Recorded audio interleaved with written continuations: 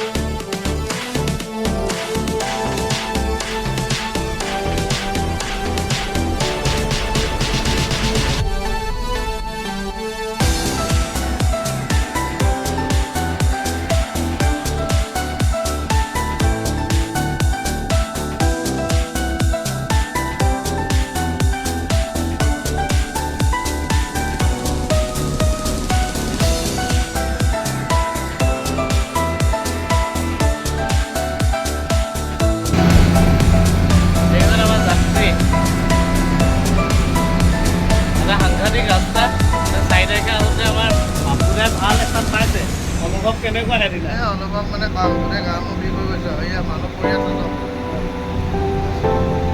তো সাংঘাতিক এটা ৰাস্তা। প্ৰণৱ দা, আমি এই ৰাস্তা এতিয়া প্ৰায় 1.5 ঘণ্টামান এই ভয়ানক ৰাস্তাই যাব লাগিব অসমলৈ। মেঘালয়, গোটেই মেঘালয়খন। আপোনাৰ অনুভৱ কেনেকুৱা?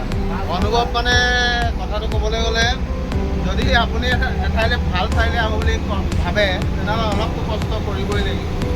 আৰু এই কষ্টৰ ফল আমি মিঠাই পাইছোঁ। এইখিনি সময়ত অলপ আমি ষ্ট্ৰাগল কৰি আছোঁ। খুব ভয়ানক ৰাস্তা, আৰু মানে ৰাস্তা বুলি মানে নাই, মাজে মাজে অকল গাঁত আৰু গাঁত। এই গাঁতৰ মাজে মাজে আমি বাচি বাচি লাহে লাহে আহি আছোঁ।